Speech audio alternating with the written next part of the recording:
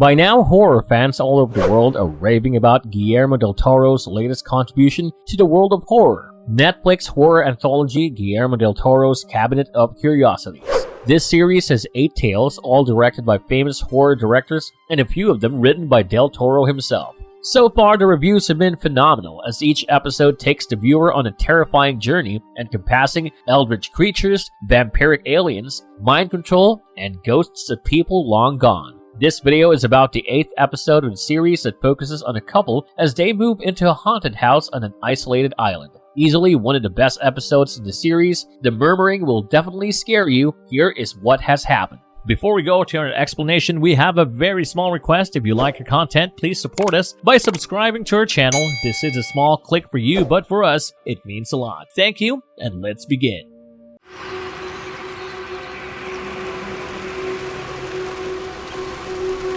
The Murmuring, a fascinating tale of grief and tragedy. The legend that birds are the beings who deliver our petitions to the gods is brought to our attention by Guillermo del Toro at the very beginning of the episode. He talks about a phenomenon known as murmurations, where birds create patterns in the dusk sky as they gather the aforementioned prayers. In reality, such murmurations allude to the very real swarms of starlings that resemble clouds and move in irregular patterns in the sky. It is widely believed that this provides the starlings with a sense of protection from predators. Del Toro continues by saying that the phrase also has a second connotation that is equivalent to murmuring, grumbling or whispering to oneself about the suffering and misery one is experiencing. Both of these meanings will go on to become integral in this short film. The film The Murmuring, which was directed by horror director Jennifer Kent and is adapted from a short story by Del Toro himself, follows ornithologists Nancy and Edgar as they journey to an island where they will live in a remote home and observe and record the migrating dunlins. The married couple is a big deal in the world of studying birds and has managed to get a sponsor who facilitated the study of dunlins. However, their research into dunlins and their mysterious murmurations is not only the reason they travel to an isolated island. The couple aims to heal as a unit after losing their infant, Ava, under tragic circumstances. However, Nancy in particular starts to experience a strange and terrifying haunting in that house once they settle in.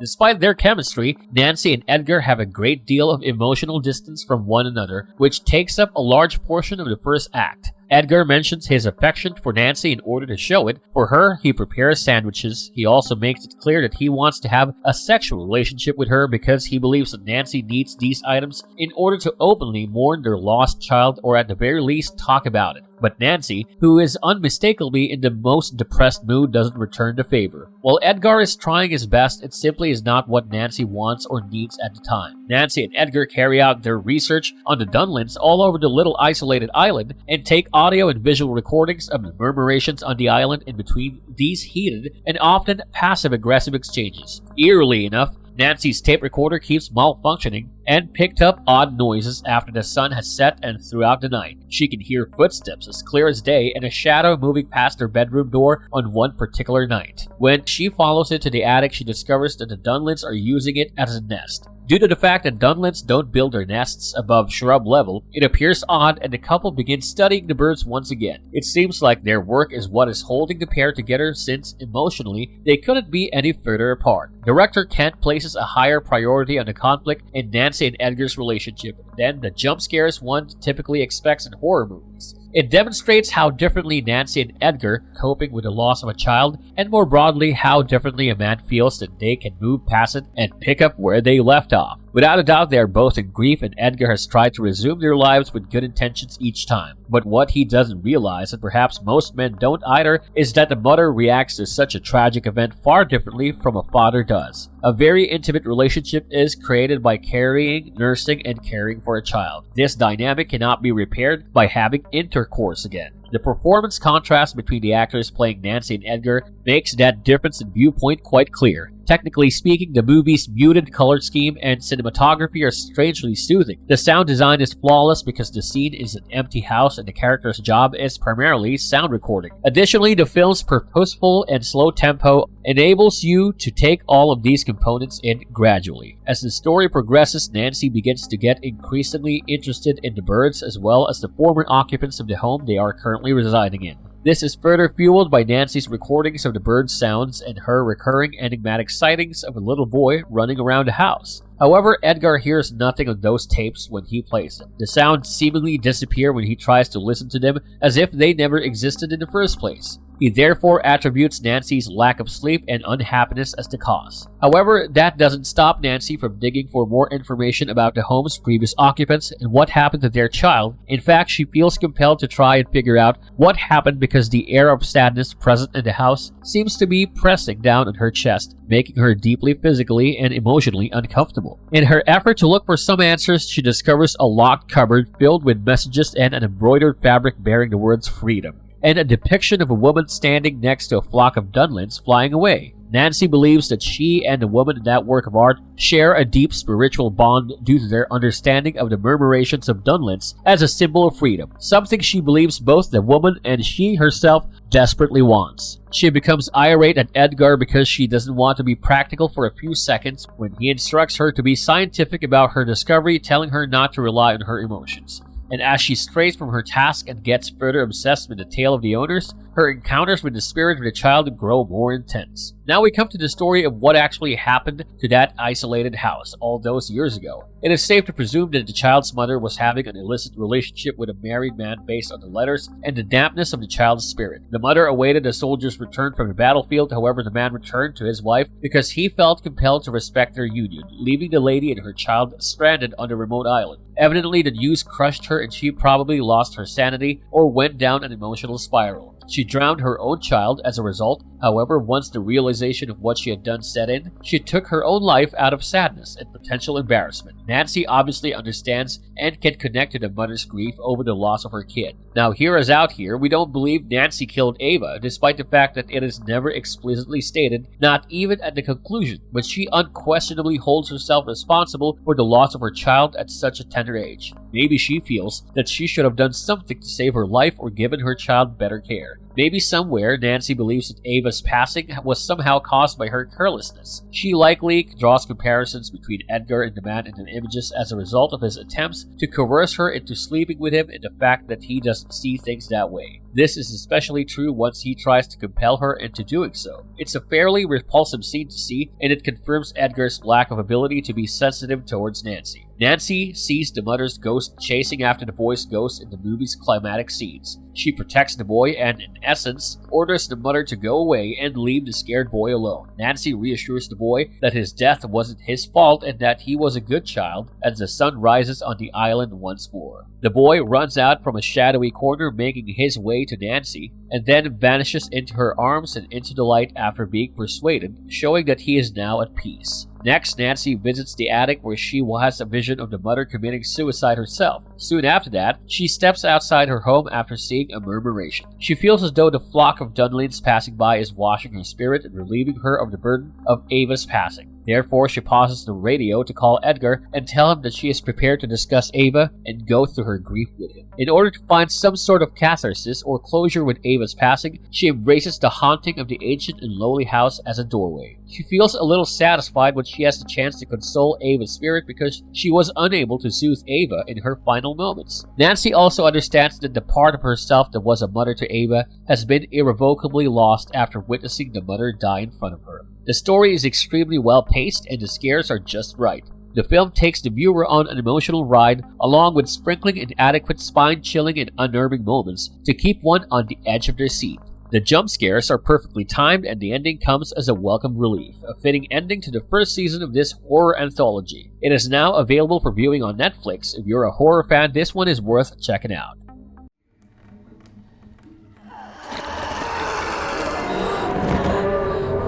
All the Ghosts in the Haunted House. The house that Nancy and Edgar had the unfortunate luck of living in clearly had a sad and traumatic history. As Nancy puts the pieces together, the audience learns along with Nancy that the house was built by a family as a gift for their beautiful daughter. But Nancy keeps getting a nagging feeling that the house was more of a curse than it was a gift, and this is confirmed when she chances upon a beautifully embroidered clothing depicting a gorgeous blonde woman, arms outstretched towards a murmuration of Dunlins, and the word freedom embroidered below it in bold letters. It is clear that the woman who lived in the house wanted freedom. The big house was apparently too much. It trapped her and suffocated her, and the insurmountable sadness that enveloped the house seemed to come from this melancholic woman, according to Nancy. Edgar refuses to believe that the woman used to be lonely, since the house seems to be covered in pictures of her, her husband, and their son. But the theory comes crashing down once Nancy discovers some letters in the closet. The letter points towards the fact that the man in the picture was not actually her husband. He was her lover and was away in the army. He was also married to another woman, thus the two of them were engaged in an illicit affair. Not only that, but they also had a son, and he would send her money to take care of him. It seemed like he loved her and cared for her, and constantly assured her that he would get divorced and come and live with her once he returned from the war. The woman held on to this hope and kept living with her son in the isolated house until one fateful day when he wrote to her saying that he was unable to keep his promise. He would not be coming to live with her. He told her that he simply could not forgo the commitment that he had made to his wife, and thus made the decision to stay in his marriage. This probably drove her crazy, and in the very end, the caretaker informs Nancy that the woman had in fact drowned her own son in a fit of rage or madness, and then, shocked that she had killed her own son, jumped to her own death. Even though the two of them died, they did not pass away and continued to linger in the house. After this horrible incident, the house stayed empty for the next 30 years until Nancy and Edgar arrived. Deriving from the ending of the movie, we can assume that the little boy was haunting the house in search of someone that would bring him comfort and help him pass over from this realm, and the mother was also there because she had done something as horrible as killing her own child and never received closure. Thus, the house in itself was very much haunted. Unless you want to believe in the theory that Nancy heard this tragic story and made up the haunting to try and come to terms with her own grief of losing her daughter, Ava, considering the fact that this is a horror movie at the end of the day,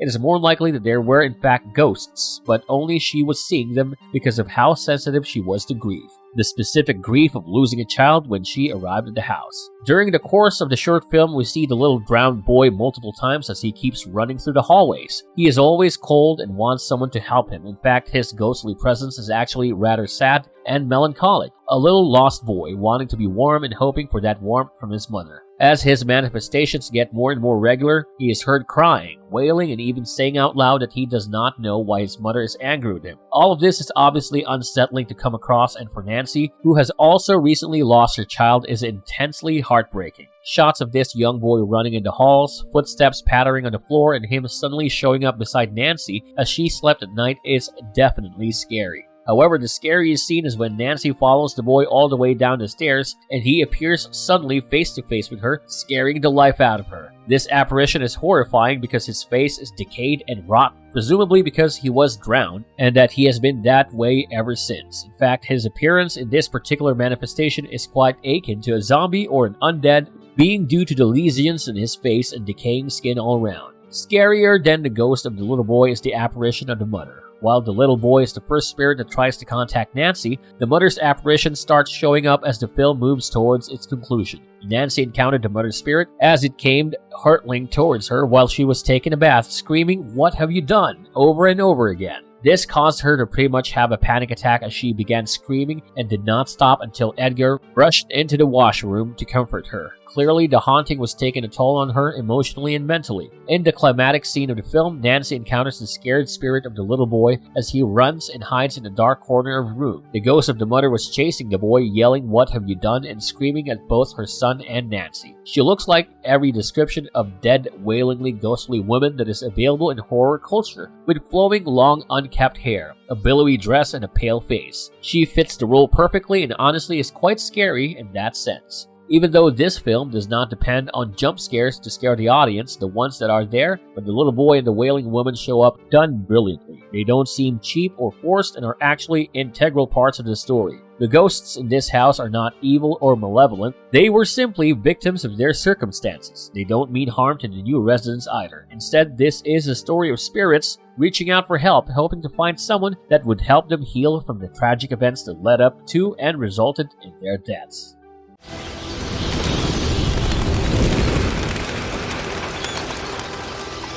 Why the focus on birds? It might seem strange at first how the film focuses on birds. In fact, a large amount of screen time in the beginning is devoted to the birds, their patterns, their chittering, and research about them. The significance of birds in this short film is also important and should not be lost on audiences. The birds serve as both the medium of communication, since Nancy keeps hearing static noises or screams of the little dead boy and his mother while recording them chittering, and also as a symbol of freedom and hope. Their unusual behavior of roosting in the house is what piques Nancy's interest in the first place. Further, it is quite widely known that as far as animals are concerned, they are able to feel spirits and unearthly presences. Maybe they knew that something was wrong with the house and thus stayed by it until someone came to release the spirits from their earthly burdens. In the very end, it is these same birds that swarm Nancy when she comes out of the house, having witnessed the spirit of the mother killing herself. The birds swarm her and in a manner lift her up as they release all of her trauma, her grief, and her sadness, allowing her to finally begin processing her emotions about the loss of her child. There is one particular scene when a little dunlin flies into the house and instead of flying out of the door, crashes into the walls, breaking its neck and dying in the process. It is heartbreaking, but serves as a version of the age-old horror trope of birds flying into houses and dying as a result of the crash. In fact, the constant presence of these birds makes the film quite unnerving. All in all, this film is a fresh take on the classic haunted house scenario. There is murder, there are ghosts, and there is a couple moving into a new home.